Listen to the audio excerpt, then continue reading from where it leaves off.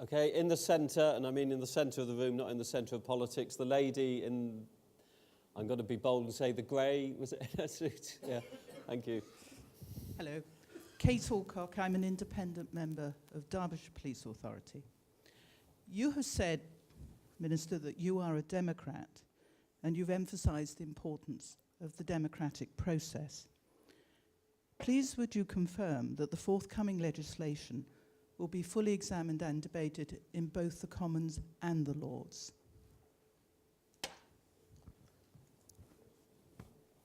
Well, yes, I am a Democrat, and I assume everybody in the room here is as well. All of our bills are debated and examined by both the Commons and the Lords. The only exception is money bills, where the Lords since 1911 has not had the ability to do that. So, of course, the bill will be introduced in the Commons.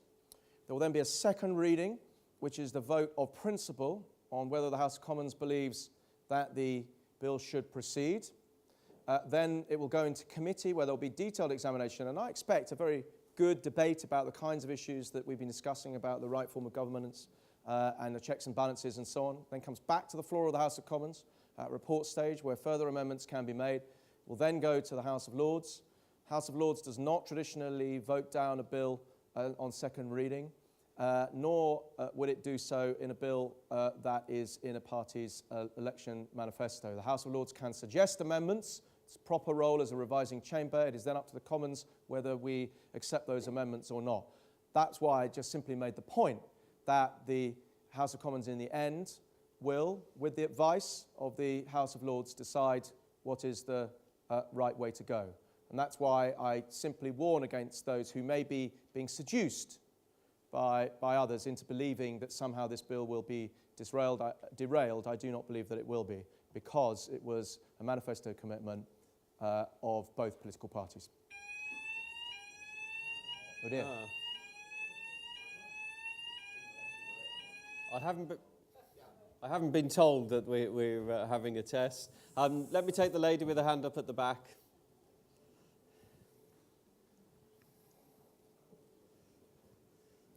Thank you. Jessica Crowe from the Centre for Public Scrutiny. Minister, I welcome your reference to strengthening the checks and balances that the police and crime panels will have to help hold the commissioners to account. At the Centre for Public Scrutiny, we've got quite a lot of experience of what the conditions are of making effective scrutiny work. And what's really important is that there are some teeth there to ensure that the check and balance is an effective one in between elections. Obviously, the commissioners will be ultimately accountable to their electorates, but there'll be a number of years in between. And so I wondered how you envisage those teeth working and what they might be. And my second question is about the important role of scrutinising the partnerships, because a lot of the valuable work that's been done to reduce crime over the last years has been as a result of partnerships between police and other agencies, and local authority scrutiny committees have played an important role in looking at the work of partnerships, and I wondered how you saw that great mix of different sorts of scrutiny and accountability working together. And I think it's really important that there is effective joined up governance and it's not splintered apart. Yeah, I think that's very interesting. I mean, the police and crime panels will certainly be focused on the scrutinising the commissioner. I just want in passing to point out that something that I think is often missed in this debate, that these will be police and crime commissioners with a wider responsibility for community safety than simply holding the force to account. These individuals are going to do a bigger job than police authorities in that respect, and will hold budget for crime prevention activity that is separate to the budget for policing.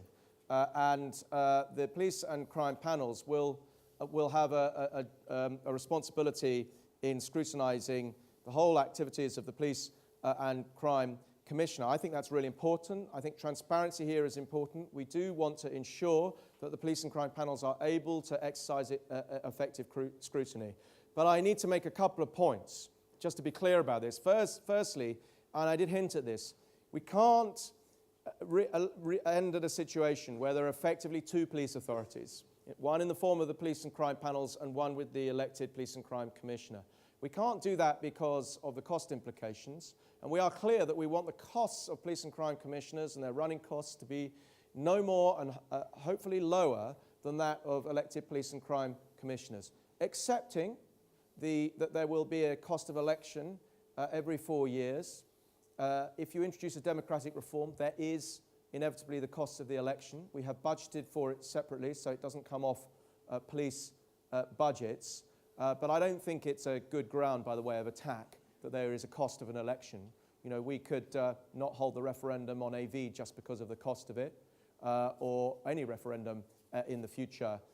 We could maybe cancel the odd other election in order to save some money. That is not a good argument. If you think that a democratic reform is important, then there is a cost to running that election properly, and we fully accept that. So that's the first thing. I don't think we can allow the two authorities to grow up by accident or by design. The second point is that in terms of giving the PCP real power, some have suggested what that should mean is actually the powers to strike down.